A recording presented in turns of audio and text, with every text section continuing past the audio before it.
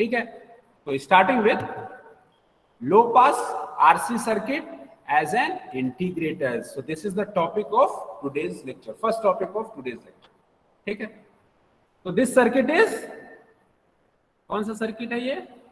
This is a low pass RC filter. This is a low pass RC filter where resistance is to be connected in series with the input, and across this capacitor we are taking the output. ठीक है, तो capacitor के across हम लोग क्या ले रहे हैं? आउटपुट, और जो आपका रजिस्टर है that is connected in series with the input supply. क्या करना है हम लोग को? इंटीग्रेटर का आउटपुट आप लोग को पता है क्या होता है. In case of the integrator the output voltage is directly proportional to the integration of the input signal. ये इंटीग्रेटर का आउटपुट है. तो क्या इस RC low pass filter circuit का भी आउटपुट वैसा आएगा क्या? ये चीज हम लोग को चेक करना है यहां से. तो चेक करने के लिए हम लोग क्या करते हैं? सिंपल एनालिसिस यूज करते हैं और देखते हैं क्या रिजल्ट मिल रहा है. ठीक, तो स्टार्ट करते हैं. तो फर्स्ट हमने क्या किया? We have applied a KVL at the input loop. यहाँ पे केवीएल हमने अप्लाई कर दिया. The value of current in this particular loop is i of t. KVL apply करिए. V I of t minus R into i of t minus xc into I of t, that is equal to 0, or it can be written as Vi of t is equal to Ri of t plus I of t into xc, where xc is what? 1 by j omega c. xc is what? 1 divided by j omega c, reactance of the capacitor. Now we are considering one thing for the analysis of this circuit. The value of series resistance R is very high as compared to reactance of the circuit. R is much greater than XC. ये condition आप लेके चलेंगे. आपको लेके चलना है इसको solve करने के लिए, तो इसको ध्यान में रखिएगा. इन केस ऑफ, या तो ये समझ लीजिए इन दोनों के केस में जो दोनों सर्किट हम लोग देखने वाले हैं, whatever will be the series component with the input supply, you have to take that component much higher as compared to the component which is connected at the output terminal. जैसे यहाँ पे जो आपका series में क्या connected है? Resistance, तो आपको मच हायर लेना है resistance as compare to the output component क्या है? कैपेसिटर. इसलिए हमने क्या लिया है यहाँ पे? R is much greater than XC. ठीक, now substitute this in equation number 1. यहाँ इक्वेशन नंबर 1 में रख लेते हैं. तो ये पार्ट आपका क्या हो जाएगा? That will be cancelled out. So Vi of t is equal to I of t into R. और from there the value of current I of t is equal to Vi of t divided by R. ठीक, so that was our main aim, is to first aim is to calculate the value of current into the circuit. क्यों ऐसा कर रहे हैं? क्योंकि output आपको कहाँ मिल रहा है? across the capacitor, and the voltage across the capacitor जब हम लोग कैलकुलेट करते हैं तो उसका एक्सप्रेशन क्या है? Output voltage across the capacitor 1 by c integration from I of t into dt. तो इंटीग्रेटर वाला टर्म आपको यहाँ पे मिल जाता है. इसलिए ये एनालिसिस हम लोग किए हैं R को मच ग्रेटर देन XC से लेकर. ठीक, क्योंकि आपको इंटीग्रेशन टर्म चाहिए इंटीग्रेटर की तरह यूज करने के लिए. हम लोग ने कैलकुलेट किया V naught is equal to 1 by c integration from I of t into dt. I of t की वैल्यू यहाँ पे सब्स्टिट्यूट कर दीजिए. तो क्या मिलेगा? 1 by c integration of Vi of t divided by R into dt. ठीक, Vi of R t divided by R into dt. R को कॉमन ले लिया हमने, तो 1 by RC integration from 0 to t Vi of t into dt. So that is the value of output. So here the value of RC is what? It is a time constant. So it can be written as Vi is directly proportional to integration of Vi of t into dt. ठीक, तो finally आपको क्या मिला? Output voltage. Output voltage is proportional to the integration of the input signal. तो जो हम लोग को चाहिए था वो यहाँ से डिटेक्ट हो जाता है कि output is the integration of the input voltage. But किस कंडीशन में आपको ये मिला? When you are taking the RC time constant as a constant, RC time period as a constant. But इसकी वैल्यू क्या होनी चाहिए? तो फिर से आते हैं जो फर्स्ट में हमने एज्यूम किया था. फर्स्ट में हमने क्या एज्यूम किया था इस सर्किट को एनालाइज करने के लिए कि जो आपका सीरीज रेजिस्टेंस है उसकी वैल्यू बहुत हाई होनी चाहिए as compare to the reactance. तो इसी पॉइंट से हम लोग आगे बढ़ते हैं तो थोड़ा कंक्लूड करने में आसानी होगी। तो कंडीशन क्या होनी चाहिए कि ये सर्किट इंटीग्रेटर की तरह बिहेव करे। इसको जब हमने सॉल्व किया तो ये चीज तो चलिए मिल गई कि जो आउटपुट वोल्टेज है वो इंटीग्रेशन किसका है, इनपुट वोल्टेज को सॉल्व करने के बाद। बट आरसी टर्म यहाँ पे बचा हुआ है, तो आरसी टर्म कैसे चेंज करता है इंटीग्रेशन को, क्योंकि कहाँ पे है ये डिनोमिनेटर, तो कैसे ये चेंज करेगा उस चीज को हम लोग देखते हैं। तो पहले ही हमने एज्यूम किया था स्टार्टिंग में कि R is much greater than XC. इसको और किस फॉर्म में लिख सकते हैं, एक्सी को रिप्रेजेंट कर देते हैं in the form of 1/2 pi of f C. तो यहाँ से क्या हो गया, R is much greater than 1/2 pi f C, और it can be written as RC is much greater than 1/2 pi f, 1/2 pi f, where 2 and pi, the values of 2 and pi is fixed, so it can be written as RC is much greater than T, or RC is what? RC is a time constant. So time constant tau should be much greater than the value of time period. तो integration के लिए necessary condition क्या है, integration only take place if the value of time constant of integrator circuit is higher than the time period of the input signal. Then only on that condition the low pass RC circuit can be used as an integrator. ठीक है, तो हम लोग RC low पास circuit को integrator की तरह use कर सकते हैं, बट नेसेसरी कंडीशन क्या है कि जो आरसी टाइम कांस्टेंट है उसकी वैल्यू बहुत ज्यादा होनी चाहिए as compare to the time period of input signal. जो भी आप इनपुट सिग्नल लिए हैं उसका जो टाइम पीरियड है उसके रिस्पेक्ट में जो आरसी टाइम कांस्टेंट है उसकी वैल्यू बहुत ज्यादा हाई होनी चाहिए। ठीक है, so this is all about low pass RC circuit as an integrator. Same चीज हम लोग को देखना है, how can we use the high pass RC circuit as a differentiator. यहां तक कोई डाउट है क्या, यहां तक सॉल्व करने में कोई डाउट? सॉल्व करने में कुछ नहीं है, मैं आपको बता देता हूं। आरसी लो पास फिल्टर जो सर्किट है उसको आप लोग सर्किट डिजाइन करिए, यहाँ पे एक केवीएल लगा दीजिए। केवीएल लगाने के बाद इनपुट के साथ जो भी सीरीज में है, जो भी कंपोनेंट सीरीज में है इनपुट के साथ, उसकी वैल्यू मच हायर ले लीजिए as compare to the output terminal में जो भी कंपोनेंट है। ठीक है, तो आउटपुट टर्मिनल में आपका क्या है, कैपेसिटर। और एक चीज और ध्यान रखिए, कैपेसिटर के अक्रॉस वोल्टेज क्या मिलता है, तो हमेशा जो कैपेसिटर का वोल्टेज है उसका एक्सप्रेशन क्या होता है, 1/c integration of I into D T, मतलब करंट। तो करंट का एक्सप्रेशन आपको चाहिए इनपुट साइड से, साथ में जब करंट का एक्सप्रेशन आप वहां पे सब्स्टिट्यूट कर देंगे तो आपको इंटीग्रेशन के फॉर्म में आउटपुट मिल जाएगा।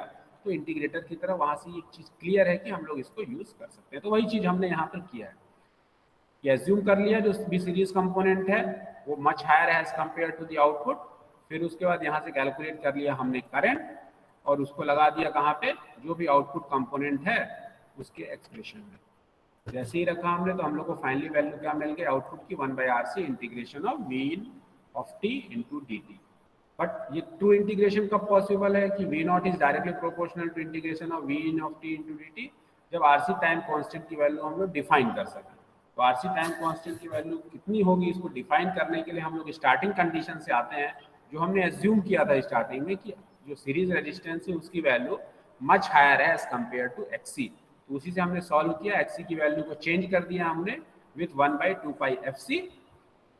यहाँ पे C इस साइड गया लेफ्ट साइड, तो RC is much greater than 1/2 pi F। और जब F को इन्वर्ट करेंगे क्योंकि T इज इक्वल टू क्या होता है 1/F, तो RC should be much greater then T, क्योंकि 2 पाई आपका क्या है कांस्टेंट, यहाँ पे the value of 2 pi is fixed. So RC should be much greater than T. So only on that condition this low pass RC circuit can be used as an integrator. ठीक है, any doubt? यहाँ तो कोई doubt है क्या?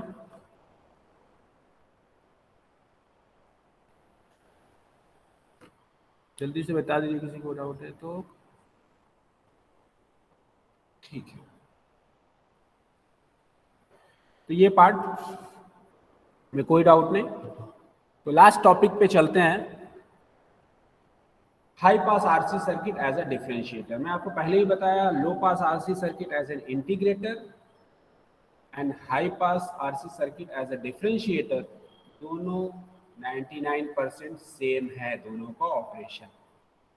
ठीक है, दोनों का ऑपरेशन क्या है, बिल्कुल सेम है। जो प्रोसीजर हमने वहां अडॉप्ट किया, सेम प्रोसीजर हम लोग यहाँ अडॉप्ट करेंगे इस चीज को प्रूफ करने के लिए। तो देखते हैं कैसे। सबसे पहले हमने वहां पे क्या किया था, केवीएल लगाया था। हमने यहाँ भी केवीएल लगाया। केवीएल लगाने के बाद आपका एक्सप्रेशन क्या मिल गया, V I of T is equal to I of T into XC plus I of T into R. ठीक है, उसके बाद में आप लोगों को क्या बताया, जो भी इनपुट कंपोनेंट, इनपुट वोल्टेज के सीरीज में कनेक्टेड कंपोनेंट है, उसकी वैल्यू मच हायर ले लीजिए एज कंपेयर टू द जो भी आउटपुट टर्मिनल के कनेक्टेड कंपोनेंट है। तो आउटपुट इनपुट से कनेक्टेड कंपोनेंट आपका क्या था, एक्सी। इनपुट से कनेक्टेड क्या था, एक्सी। तो हमने क्या ले लिया, XC is much higher as compare to output terminal से कनेक्टेड जो कंपोनेंट था, दैट इज आर। ये कंडीशन हमने ले ली और इसको कहाँ रख दिया, इस इक्वेशन नंबर 1 में। जैसे इक्वेशन नंबर 1 में रखे, ये टर्म आपका क्या हो गया, कैंसिल आउट। तो सिर्फ क्या बचा, ये एक्सी वाला term. So v I of T is equal to I of T into X C, और i of T is equal to v I of T divided by X C. तो हमने यहाँ से करंट कैलकुलेट कर लिया। ठीक है, अब आपको क्या करना है, वोल्टेज लेना है एट दी आउटपुट टर्मिनल, और आउटपुट टर्मिनल में आपके पास क्या है, ये रेजिस्टेंस। तो हम वही कर रहे हैं, output voltage across the resistor कितना होगा, V naught is equal to I of T into R. I of T into R, I of T हम लोग कैलकुलेट कर चुके हैं, तो इस आई ऑफ टी की वैल्यू यहाँ पे सब्स्टिट्यूट कर दीजिए। तो V naught will be how much, R V I of T divided by X. Substitute करने के बाद आपको ये वैल्यू मिल गई। ठीक है, यहाँ पे क्या चाहिए, डिफरेंशिएशन। तो थोड़ा सा हम लोग कैलकुलेशन को चेंज कर देते हैं। चेंज कैसे, एक्सी की वैल्यू आप यहाँ पे सब्स्टिट्यूट कर दीजिए। एक्सी की वैल्यू कितनी होती है, 1/2j 2 f इंटू सी। एक्सी की वैल्यू होती है, ऊपर ले गया तो क्या मिला आपको, j 2 f RC into V I of T. RC को कॉमन ले लीजिए यहाँ से, तो क्या बचा, j 2 f V I of T. और j 2 f क्या होता है, s is equal to, clean कर देता हूं, एस इज इक्वल टू क्या होता है, j omega. S is equal to j omega, और ओमेगा क्या होता है, 2 pi f. Omega is 2 pi f. तो वही चीज है यहाँ पे, जे 2 पाई एफ को कैसे लिख सकते हैं, एस के फॉर्म में लिख सकते हैं। तो हमने वही किया, जे 2 पाई एफ को एस से रिप्लेस कर दिया into v of T into R C, that is the value of v naught. और now take the inverse Laplace transform. Inverse ले लेंगे तो एस, इनवर्स ऑफ एस क्या होता है, डी बाई डी टी। तो क्या हो गया यहाँ से, V naught is equal to R C D by D T into V I of T. R C को कांस्टेंट जैसा ले लिए, अब बाद में डिफाइन करिए तो क्या मिल जाएगा आपको, V naught is directly proportional to the differentiation of input voltage. So in case of high pass RC circuit, the value of output voltage is the differentiation of the input voltage. तो जो चीज हम लोग को चाहिए था वो यहाँ से डिटेक्ट हो गया है, बट किस कंडीशन में, RC की कुछ कंडीशन को आपको फुलफिल करना पड़ेगा कि RC की वैल्यू है क्या एक्चुअल में। जब आपको ट्रू डिफरेंशिएशन मिले, डिफरेंशिएशन तो मिल रहा है और प्रॉपर डिफरेंशिएशन कब मिलेगा, अब उस चीज को डिफाइन करना जरूरी है। किसके थ्रू डिफाइन करेंगे, जो सबसे स्टार्टिंग में हमने अजम्पशन लिया था। सबसे पहले स्टार्टिंग में हमने अजम्पशन क्या लिया था, आपका अजम्पशन था कि एक्सी जो भी सीरीज कंपोनेंट है उसकी वैल्यू मच हायर है as compare to output component. तो X C is much higher than the resistance R. तो एक्सी की वैल्यू रख दीजिए, X C is equal to 1/2 pi f C is much greater than R. और कैसे लिख सकते हैं इसको, 1/2 pi f is much greater than R, और इसको इन्वर्ट कर देंगे तो क्या मिलेगा, R C is much lesser than T और tau is much lesser than T. मतलब if you want to use the high pass RC circuit as a differentiator, then the necessary condition is that the value of RC time constant should be much lower as compared to the time period of the input signal waveform. Then only on that condition we may use the high pass RC circuit as a differentiator. तो ये आपका necessary condition है, and the proof that we may use this circuit as an integrator और differentiator कैसे use कर सकते हैं. This is all about the unit number 1. Any doubt? किसी कोई डाउट है क्या high pass RC circuit as a differentiator में?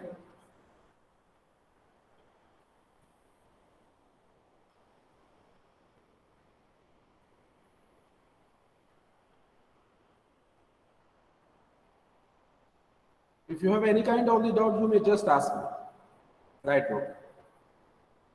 मैसेज कर दीजिए जल्दी से, डाउट है कि नहीं है. This was the last topic of unit number 1.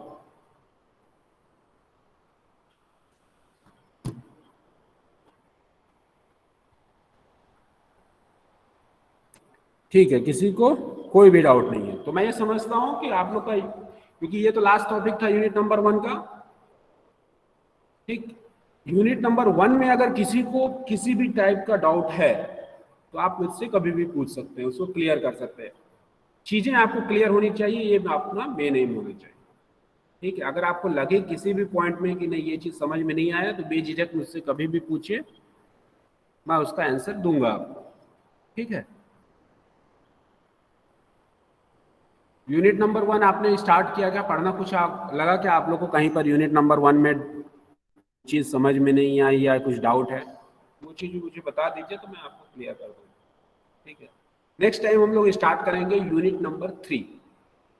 Next time से हम लोग यूनिट नंबर 3 स्टार्ट कर देंगे. 2 को अभी रखते हैं होल्ड पे, पहले 3 पढ़ेंगे. टाइमर सर्किट बहुत इजी यूनिट है, बहुत छोटा यूनिट है, जिससे आपका ज़्यादा पोर्शन जल्दी से जल्दी कंप्लीट हो. तो पहले हम लोग 3rd यूनिट स्टार्ट करेंगे, उसके बाद 2nd यूनिट पे आएंगे. ठीक है, मल्टी वाइब्रेटर पे, वो थोड़ा लेंदी यूनिट है तो उसको बाद में करेंगे. पहले हम लोग टाइमर पढ़ लेते हैं. कोई डाउट? यूनिट नंबर 1 में कहीं किसी को कुछ डाउट है क्या किसी टॉपिक पे? किसी को कुछ डाउट हो तो जल्दी से मेरे को 1 मिनट में बताइए, मैसेज करिए. नहीं होगा तो फिर हम लोग लेक्चर को कंक्लूड करते हैं यहीं से. नेक्स्ट टाइम स्टार्ट करेंगे यूनिट नंबर 3.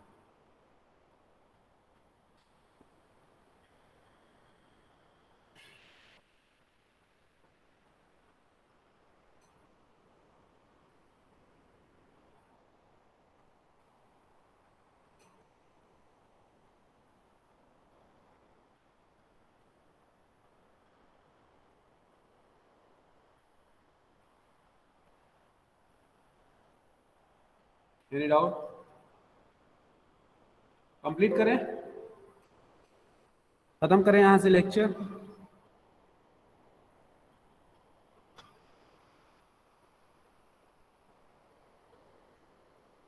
ठीक है, तो यहाँ से आज का लेक्चर कंप्लीट करते हैं. नेक्स्ट टाइम यू स्टार्ट करेंगे यूनिट नंबर 3. आप लोग अपना अटेंडेंस चैट बॉक्स पे पेस्ट करें.